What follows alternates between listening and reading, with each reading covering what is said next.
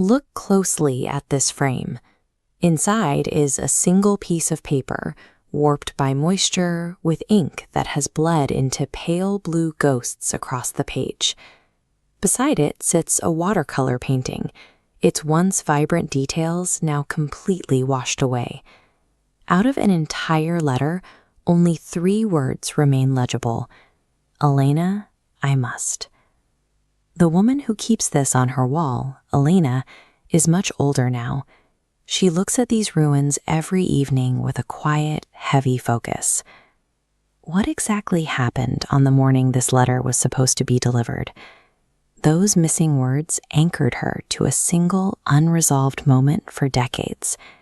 The absence of an ending became its own kind of weight, proving that an unfinished sentence can be as devastating as any final goodbye. Years earlier, in a small Italian town, Elena's life was defined by a deep, comfortable quiet. She spent her days inside an old library, surrounded by the smell of dust and paper, rarely finding a reason to speak to anyone at all. Just outside her window, a young painter named Marco lived a similar, solitary life. Every afternoon, he sat on a folding stool, quietly capturing the town's stone arches and narrow alleys in his sketchbook. Without warning, the sky broke. Heavy rain began lashing against the pavement, instantly threatening to destroy Marco's exposed, delicate charcoal sketches. Elena didn't hesitate. She grabbed her umbrella, ran out the library doors, and held it over him to shield his work. Marco looked up and whispered a simple thanks. That one wordless act of rescue created a bridge between them. It was a small, fragile connection between 2 people who had spent their lives watching the world from the sidelines. Over the following months, their bond grew through shared silence. They established a routine of afternoon coffees and long walks through the old city, watching the sunset together without feeling the need to fill the air with talk. But Marco was trapped by his own thoughts. He was convinced that if he tried to put his feelings into words and Elena didn't feel the same, he would destroy the only friendship that truly mattered to him. Elena sat on the other side of that same fear. She waited every evening for him to say something, anything, but she kept her own voice steady and neutral, assuming the first move had to be his. Unable to speak, Marco poured his energy into his art. He began a series of secret portraits, painting Elena's face over and over, capturing the exact way the light hit her hair when she wasn't looking. It was a tragic stalemate. They were perfectly aligned in their devotion to one another, yet they were both completely blocked by the terror of being the first to break the silence. Finally, the pressure of his unsaid feelings became too much to carry. Late one night, Marco sat at his small wooden table and wrote down everything he had been hiding.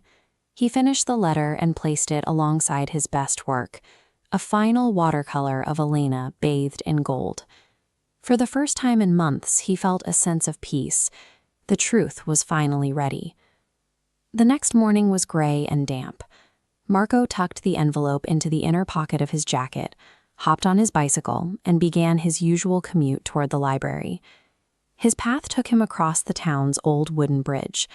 The lingering drizzle had turned the aging timber into a slick, dangerous surface. As he turned, his tires lost all traction on the wet wood, sending the bicycle sliding violently toward the edge of the railing. He fell into the rushing river below. People on the banks tried to help, but the current was swollen and fast, pulling him under before anyone could reach him. In a single, random moment, a confession that took months to build was silenced. It is a harsh reminder of how easily hesitation can be overtaken by a sudden turn of fate. Elena arrived at the hospital later that day, only to be met with the finality of the news. There would be no more walks, no more coffees, and no more chances to speak. A police officer handed her a small bundle of Marco's things. Among them was the waterlogged envelope. still heavy with the river water that had claimed him. When she unfolded the paper, her heart sank. The water had been thorough.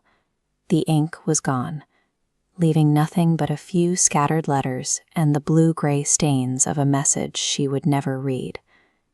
She looked at the smeared painting and the ruined page, and in that moment, she didn't need the words.